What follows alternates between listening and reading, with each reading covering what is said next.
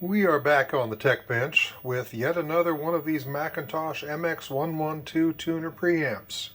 This thing, I have to admit, I chased my tail on this a little bit longer than I normally would, and like to admit for that matter. But this is a weird enough problem, I thought I'd share it here on the channel. This thing had no stereo light, and for all I could tell, no stereo. I'd switch back and forth between stereo and mono, and it made no audible difference. Well, the problem was actually threefold on this, and that's why I think I was chasing things around so much. We look up here at the schematic, and over here you'll see there's a 16 volt supply there. Well, that comes off the power supply, and in the power supply they use a transistor to do the regulation and a little 16 volt Zener. Well, that voltage was actually about 14.5, which I thought would be close enough, but wasn't, not on McIntosh. McIntosh has got to be dead nut on, and I've found.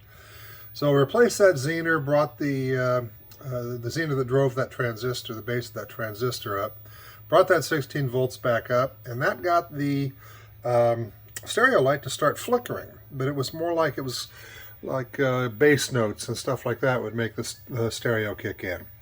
Well, that took me over to this side over here, and on the Q101, the input drive was low. It was about 1.8, 2.2, right in there, kind of, and it varied with the signal. So I looked at this R101, which is a 1.5 meg ohm resistor, and it was 1.7. So I replaced that and brought that a lot. I mean, again, tolerances.